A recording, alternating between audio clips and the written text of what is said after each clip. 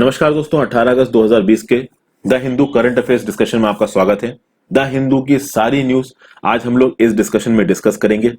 इस हिसाब से मैं आपको ये डिस्कशन बताऊंगा कि जितनी भी इंपॉर्टेंट न्यूज है जो आपके लिए जाननी जरूरी है वो आपको सिर्फ इस वीडियो से पता चल जाएंगी। आपको न्यूज़पेपर पढ़ने की जरूरत भी नहीं पड़ेगी। बट फिर भी मैं बोलूंगा अपने कॉम्प्रिहेंशन को सुधारने के लिए, अपनी नॉलेज को और वाइड करने के लिए आप न्यूज़पेपर पढ़ो। आगे बढ़ने से पहले दोस्तों देखिए, एडिटोरियल सुबह अपलोड हो जाता है।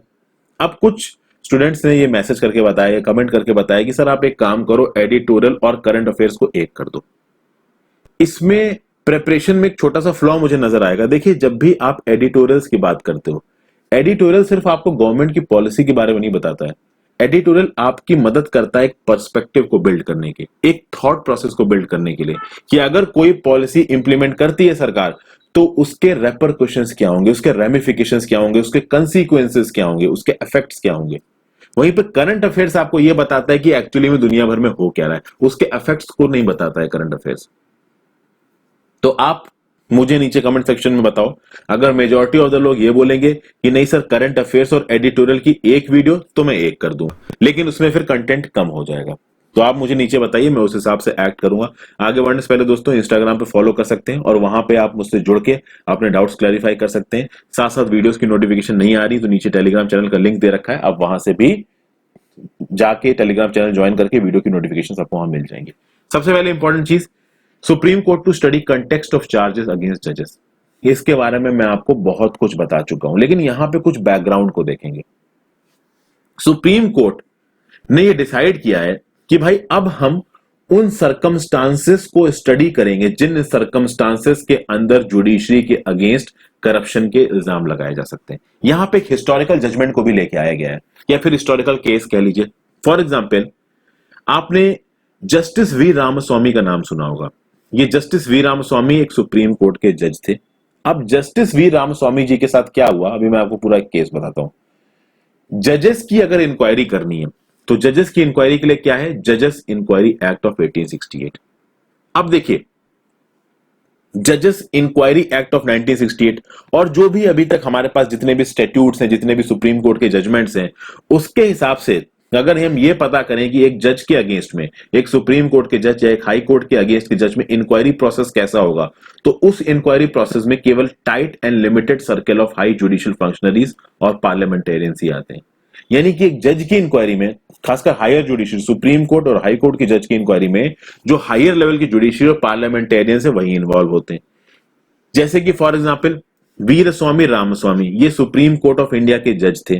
ओके, ये पहले एक ऐसे जज है जिनके अगेंस्ट रिमूवल प्रोसीडिंग्स को शुरू किया गया इंडिपेंडेंट इंडिया में।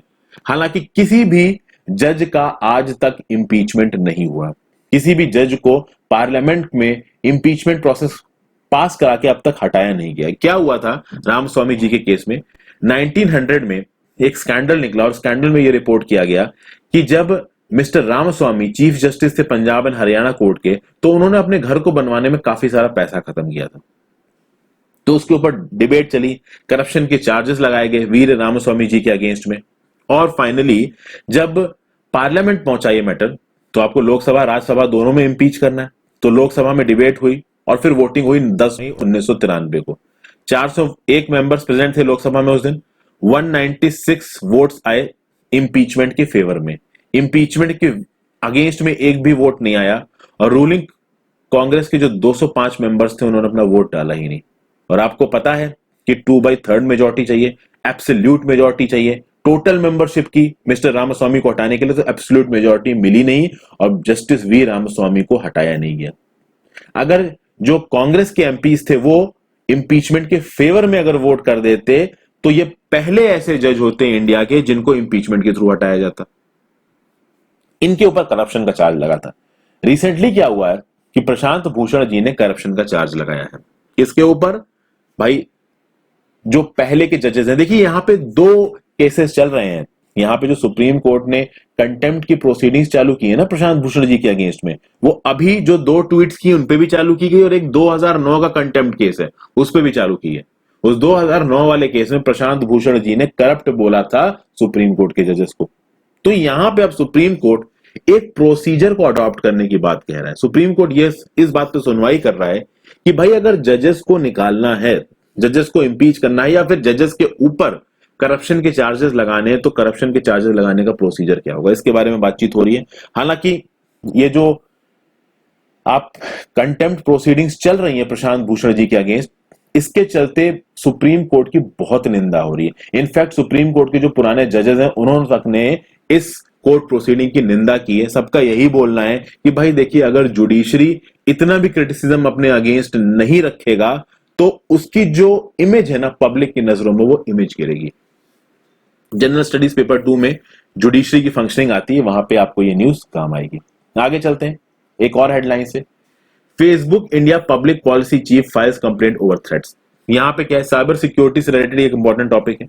आंखी दास एक लेडी है, ये पब्लिक पॉलिसी चीफ है, पब्लिक पॉलिसी डायरेक्टर है फेसबुक इंडिया की। इन्होंने क्या किया कि एक चितरंजन पार्क पुलिस स्टेशन में इन्होंने एक कंप्लेन फाइल की और उन्होंने बोला कि भाई देखिए, मुझे धमकी भरे मैसेजेस आ रहे हैं, ऑफेंसिव मैसेजेस आ रहे हैं सोशल मीडिया पे। हुआ ये था, पंखी दास जी ने वॉल स्ट्रीट जर्नल पे 14 अगस्त को एक आर्टिकल पब्लिश किया। उस आर्टिकल में पंखी दास जी ने लिख दिया कि भाई जो बीजेपी से रिलेटेड लीडर्स हैं, बीजेपी से रिलेटेड जो ग्रुप्स हैं, इंडिविजुअल्स हैं, वो हेट स्पीच फैला रहे हैं, वो अपना एजेंडा फैला रहे हैं फेसबुक पे। और फेसबुक की जो हेट स्पीच रूल्स हैं उनके तहत इस एजेंडा को हटाया नहीं जा रहा है। उसका रीजन क्या दिया गया कि भाई देखिए, फेसबुक को इंडिया में बिजनेस करना है और इंडिया में जो रूलिंग पार्टी है वो बीजेपी है, तो अगर बीजेपी के एजेंडा के अगेंस्ट में फेसबुक कुछ करेगी तो फेसबुक को हो सकता है कि इंडिया में काम करने में प्रॉब्लम हो। ये अंकी दास जी ने लिख दिया वॉल स्ट्रीट जर्नल में। जैसे उन्होंने ये लिखा है, भाई मेजर क्रिटिसिज्म हो रहा है उनका। हालांकि ऐसा नहीं है कि आंखी दास जी का सिर्फ क्रिटिसिज्म ही हो रहा है, आंखी दास जी के सपोर्ट में भी बहुत से लोग हैं। जैसे आपके एक एमएलए ने स्टेटमेंट दिया है, कांग्रेस पार्टी ने तो ये तक बोल दिया कि भाई ज्वाइंट पार्लियामेंट्री कमेटी बनाइए और देखिए कि ये सोशल मीडिया का गलत इस्तेमाल तो नहीं हो रहा है। हालांकि उसके अगेंस्ट, उसके मतलब जवाब में जो बीजेपी के लीडर्स हैं उन्होंने कांग्रेस के लीडर्स पे इल्जाम लगाना शुरू कर दिया। इंडिया की डेमोक्रेसी में तो ये होता ही रहता है। तो कांग्रेस ने डिमांड की ज्वाइंट पार्लियामेंट्री कमेटी की। एमएलए जो आपके एमएलए उन्होंने भी बोला कि हाँ भाई इसके ऊपर एक्शन होना चाहिए। ठीक है, तो साइबर सिक्योरिटी से रिलेटेड ये एक मेजर इशू है। ओके, आगे चलते हैं। अच्छा, ये चीजें इंपॉर्टेंट क्यों जाती है? सोशल मीडिया पोस्ट इसलिए इंपॉर्टेंट हो जाते हैं दोस्तों क्योंकि रिसेंटली बैंगलोर में क्या हुआ है इसके ऊपर मैं एक वीडियो बना ही चुका हूं, दोबारा रिपीट करने का मतलब है नहीं। एक और न्यूज है, NGT tells states to monitor Ganga rejuvenation. देखिए, जो हमारी गंगा नदी है उसके रिज्यूविनेशन के लिए हम लाख कोशिश कर रहे हैं, लेकिन अभी भी वो बहुत स्पीड से गंदी हो रही है। तो यहाँ पे नेशनल ग्रीन ट्राइब्यूनल ने चीफ सेक्रेटरीज को डायरेक्ट किया, किसके उत्तर प्रदेश, उत्तराखंड, बिहार, वेस्ट बंगाल, चारों स्टेट से गंगा निकलती है, कि भाई गंगा के रिज्यूविनेशन के लिए कुछ करिए। आपके यहाँ जो इंडस्ट्रीज काम कर रही है वो इंडस्ट्रीज लगातार कचरा कूड़ा गंदगी फेंक रही है गंगा में, इसको रोकिए। गंगा के साफ करने के लिए एक अथॉरिटी बनाई गई जिसका नाम है national Ganga river basin authority. क्या करेगा? Financing, planning, implementing, monitoring and coordinating activity for the Ganges river under ministry of water resources. पहले ये जो एनजीआरबीए था ये मिनिस्ट्री ऑफ एनवायरमेंट के अंदर था, बाद में किसके अंदर आ गया? Ministry of water resources, river development and Ganga rejuvenation. अगर आपसे पूछा जाए इस national Ganga river basin authority को कब बनाया गया, तो देखिए इसको बनाया गया था 2009 में under section 3/3 of environment protection act. तो एनवायरमेंट प्रोटेक्शन एक्ट 1986 के अंदर बनाया गया। उस समय पे मिनिस्ट्री ऑफ एनवायरमेंट के अंदर डाला गया। 2014 के बाद ये ministry of water resources, river development and Ganga rejuvenation के अंदर चला गया। इसका मिशन क्या है? To safeguard the drainage basin which feeds water into the Ganges by protecting it from pollution और ओवरयूज। कहने का मतलब क्या है कि मान लीजिए ये रिवर बह रही है, ओके, इस रिवर में बहुत सी ट्रिब्यूटरीज मिल रही हैं आके, और ये जो पूरा इलाका है जहां पे एक रिवर और उसकी ट्रिब्यूटरीज पानी फेंकती हैं उसको ड्रेनेज बेसिन बोला जाता है। अब भले ही कोई एक कंपनी सीधे गंगा में पॉल्यूटेंट ना फेंक रही हो, लेकिन अगर ड्रेनेज बेसिन में कहीं पे भी एक कोई कंपनी पॉल्यूशन कर रही है तो वो पॉल्यूशन ऑटोमेटिकली गंगा में पहुंच जाएगा। इसलिए ड्रेनेज बेसिन में भी पॉल्यूशन नहीं होना चाहिए अगर हमको अपनी रिवर्स को प्रोटेक्ट करना है तो। ओके, यहां पे जनरल स्टडीज पेपर 3 में एनवायरमेंट में आपको ये काम आएगा। फिर यहां पे एक और हेडलाइन निकल के आ रही, need direction to block access to user social media platforms inform high court.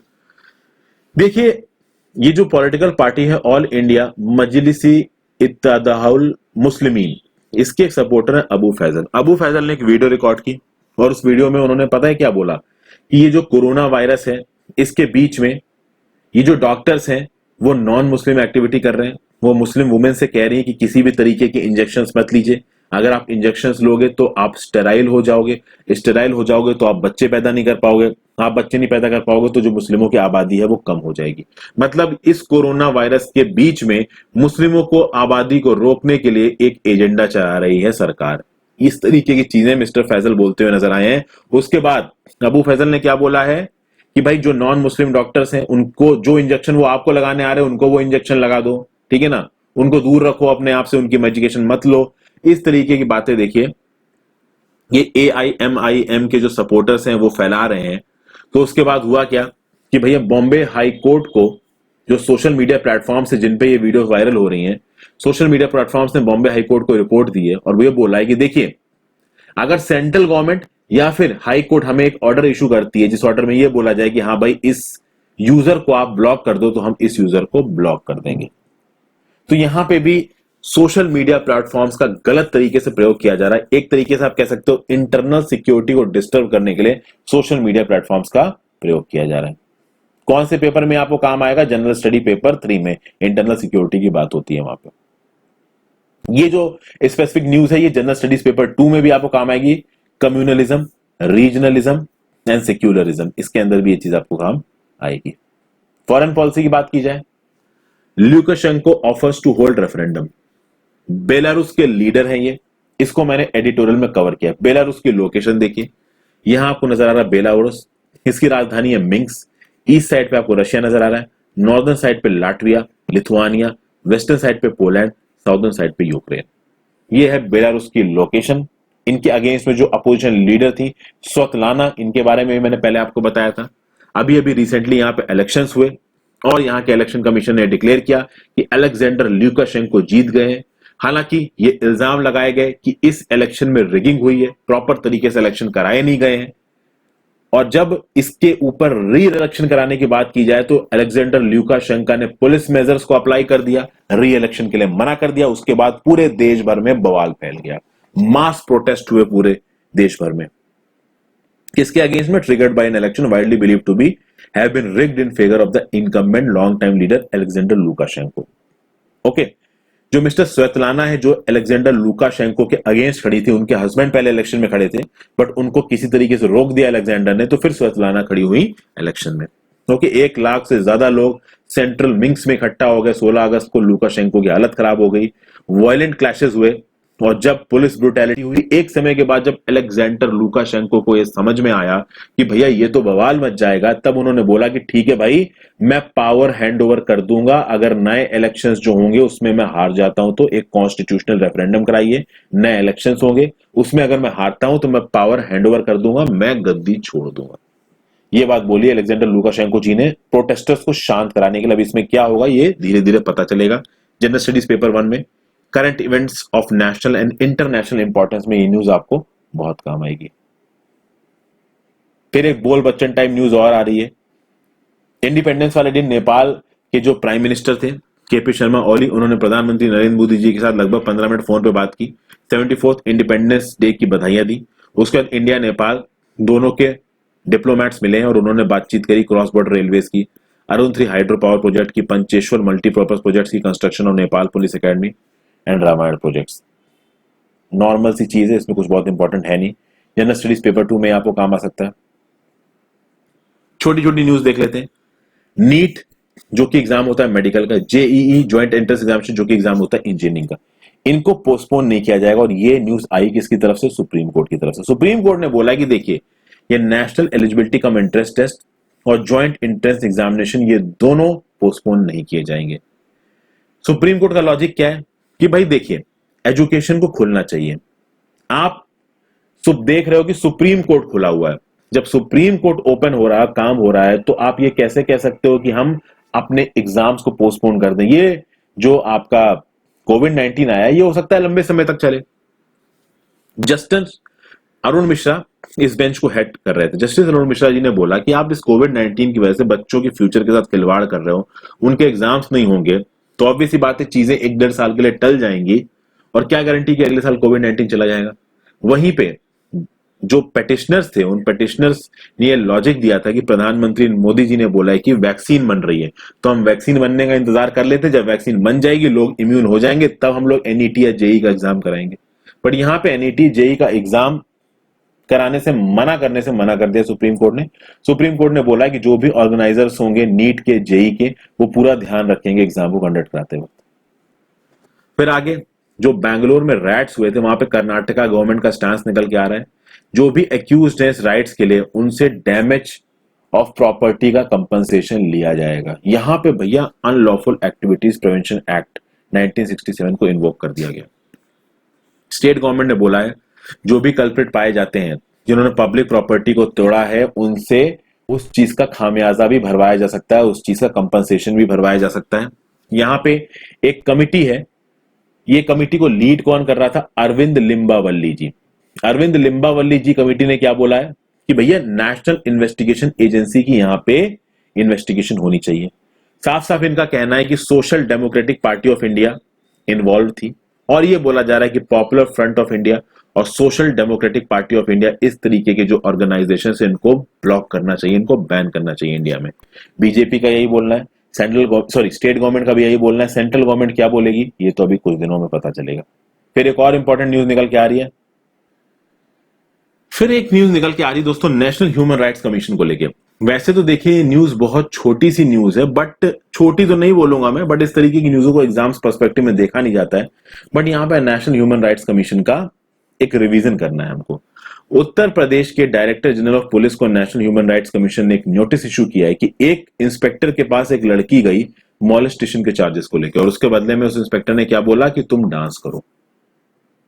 इसका एक मीडिया रिपोर्ट छपी, और उस मीडिया रिपोर्ट का स्यूमोटो कॉग्निसेंस लिया एनएचआरसी ने, और एनएचआरसी ने रिपोर्ट मांगी किससे? उत्तर प्रदेश के डायरेक्टर जनरल ऑफ पुलिस से, कि भाई बताइए कि क्या एक्शन लिया गया है इस इंस्पेक्टर के अगेंस्ट में, क्या ये बात सच है, क्या ये बात झूठ है, पूरी रिपोर्ट हमको दीजिए। तो यहां पे नेशनल ह्यूमन राइट्स, ये जो नेशनल ह्यूमन राइट्स कमीशन है, इसके रोल को एक बार रिवाइज करना जरूरी है। देखिए एक इंडिपेंडेंट स्टैट्यूटरी बॉडी है, 12 अक्टूबर 1993 को बना था। किस एक्ट के अंदर? Protection of human rights act 1993 के अंदर। बाद में इस protection of human rights act को थोड़ा अमेंड भी किया गया 2006 में। This is basically the watchdog of human rights in the country.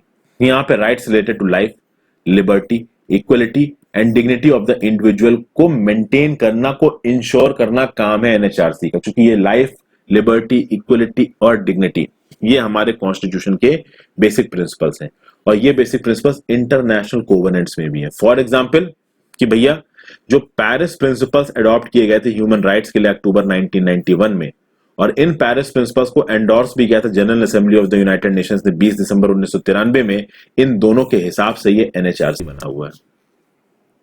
तो एनएचआरसी हमारे लिए काफी इंपॉर्टेंट हो जाता है। एनएचआरसी की अगर बात की जाए तो एनएचआरसी की चेयरमैन और मेंबर्स को अपॉइंट कौन करता है? President, on the recommendation of high powered committee headed by prime minister. बताइए नीचे कमेंट सेक्शन में इस हाई पावर्ड कमिटी में कौन कौन होता है। एक बार चेयरपर्सन और मेंबर्स अमाउंट अपॉइंट हो गए एनएचआरसी के, तो 5 साल के लिए अपॉइंट रहेंगे, या फिर 70 साल की उम्र तक के लिए, जो भी पहले, यानी अगर वो 70 साल के पहले हो गए तो रिटायर हो जाएंगे, अगर 5 साल का टेन्योर पहले पूरा हो गया तो रिटायर हो जाएंगे। उनको अगर हटाना है तो on the charges of proved misbehaviour और इनकैपेसिटी आप उनको हटा सकते हो, जिसके लिए पहले आपको सुप्रीम कोर्ट के जज द्वारा इंक्वायरी करानी पड़ेगी। नेशनल ह्यूमन राइट्स कमीशन में 5 स्पेशलाइज्ड डिवीजन हैं। एक है law division, investigation division, policy research and programme division, training division, administrative division. Okay, आगे चलते हैं। यूएस ने फिर से सैंक्शंस इंपोज कर दिए हवाई। यूएस और चाइना की जो लव रिलेशनशिप है बहुत तेजी से आगे बढ़ रही है। हुआई के ऊपर पहले ही बहुत सा बैन लगा रखा है यूएस ने, इसके ऊपर मैंने एक अलग से वीडियो बनाई भी है। देखिए यूएसए के पास टेक्नोलॉजी है, उस टेक्नोलॉजी के हिसाब से यूएसए सॉफ्टवेयर बनाता है और हार्डवेयर बनाता है। अब यूएसए के जो हार्डवेयर है, जो डिजाइन है, पूरी दुनिया भर में प्रयोग करते हैं। उन डिजायर्स और उन हार्डवेयर की टेक्नोलॉजी को लेके जो हुआई नाम की कंपनी चाइना ने, इसने भी हार्डवेयर बनाने शुरू किए और डिजाइन को थोड़ा सा चेंज किया, बट डिजाइन को कुछ इस तरीके से बनाया कि उसमें स्नूपिंग करी जा सके, कुछ ऐसे हार्डवेयर लगाए जा सके जिससे स्नूपिंग करी जा सके, जिससे आप कह सकते हो जासूसी करी जा सके दूसरी कंट्रीज में। और हुआई एक इतनी बड़ी कंपनी है दोस्तों कि इसकी दुनिया भर में बहुत सी एंटिटीज है। तो जो हुआई डिजाइन चिप्स हैं, ध्यान रखिएगा, हुआई डिजाइन चिप्स के ऊपर इंपोर्ट बैन लगा दिया यूएसए ने। और यूएसए ने बोला कि अगर किसी कंपनी को यूएसए के साथ ट्रेड करना है, यूएसए की टेक्नोलॉजी को प्रयोग करना है, तो अगर वो हुआई डिजाइन चिप्स का प्रयोग करेगी तो हम उस कंपनी को बैन कर देंगे। तो लिटरली यहां पे हुआई को पावरलेस कर दिया यूएसए ने। इसी एक स्टेप को आगे बढ़ाते हुए 38 ऐसी और कंपनीज हैं जो कि चाइनीज टेक्नोलॉजी कंपनी हुआई की एफिलिएट्स मानी जाती हैं, जो कि ये कहा जा रहा है कि कहीं ना कहीं इन्वॉल्व हैं हुआई डिजाइन चिप्स को यूएसए में एक्सपोर्ट करने के लिए या फिर यूएसए के किसी कंसर्न में एक्सपोर्ट करने के लिए। तो उस केस में अब जो भी बैन लगाया था हुआई के ऊपर, जो भी सैंक्शंस लगाए थे हुआई के ऊपर, उन हुआई की 38 और एंटिटीज पे और 38 और एफिलिएट्स पे अपने सैंक्शंस को एक्सटेंड किया है यूएसए ने। एक छोटी सी न्यूज है, हालांकि उतने काम की है नहीं। आगे चलते हैं। General Bajwa visits Riyadh after row over Kashmir. आपको पता है दोस्तों, सऊदी अरेबिया और पाकिस्तान के रिश्ते काफी खराब हो रहे हैं। सऊदी अरेबिया बहुत लंबे समय से पाकिस्तान को फाइनेंशियली सपोर्ट कर रहा है, बट कश्मीर इशू को लेके रिसेंटली आप देखोगे जो पाकिस्तान की रूलिंग गवर्नमेंट है और सऊदी अरेबिया की जो रूलिंग एलीट है उनके बीच में एक स्टिफ सी नजर आ रही है, एक लड़ाई सी होती नजर आ रही है। बार बार पाकिस्तान सऊदी अरेबिया को बोल रहा है कि आप कश्मीर में स्टैंड लीजिए। ऑर्गेनाइजेशन फॉर इस्लामिक कॉर्पोरेशन को बोल रहा है कि आप कश्मीर में स्टैंड दीजिए। ऑर्गेनाइजेशन फॉर इस्लामिक कॉर्पोरेशन में हेड में कौन कौन है, इन्फ्लुएंशियल कंट्रीज कौन कौन सी, यूएई और सऊदी अरेबिया। यूएई और सऊदी अरेबिया के इतने अच्छे रिलेशन है इंडिया में कि वो किसी भी तरीके का स्टैंड इंडिया के अगेंस्ट लेना नहीं चाहते। तो जब पाकिस्तान परेशान हो गया और उसको लगा कि कुछ हो नहीं पाएगा, तो वो अलग अलग तरीके से सऊदी अरेबिया को धमकी देने लगा। वो ये बोलने लगा कि हम एक अलग इस्लामिक ग्रुपिंग बनाएंगे, जिसके चलते अब सऊदी अरेबिया ने धीरे धीरे जो भी सपोर्ट दिया था पाकिस्तान को, सपोर्ट वापस खींच रहे हैं। अब जब सऊदी अरेबिया सपोर्ट को वापस खींच रहे हैं और ऑलमोस्ट पाकिस्तान एक बैलेंस ऑफ पेमेंट क्राइसिस के सामने खड़ा हुआ है, तो उस केस में जो आर्मी चीफ है पाकिस्तान की आर्मी के जनरल बाजवा, वो गए हैं सऊदी अरेबिया और सऊदी अरेबिया से बात करने की कोशिश करेंगे ताकि जो भी फॉरेन पॉलिसी पहले चल रही थी जिसमें सऊदी अरेबिया पाकिस्तान को सपोर्ट कर रहा था, वो सपोर्ट जारी रहे यहां पे। ओके, इसके बारे में बात की गई। देखिए, सऊदी अरेबिया का सिंपल लॉजिक है। सऊदी अरेबिया ने बोला हम इंडिया के साथ भी रिलेशंस अच्छे रखते थे, हम पाकिस्तान के साथ भी रिलेशंस अच्छे रखते थे।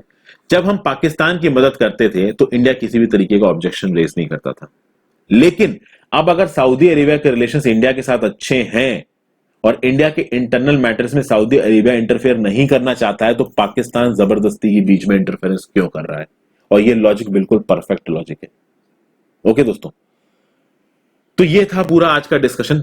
आई होप ये आज का डिस्कशन आपको समझ में आया और छोटी मोटी न्यूज को छोटे तरीके से निपटाया, बड़ी न्यूजों को बड़े तरीके से निपटाया। ये पीडीएफ में आपको अवेलेबल करा दूंगा।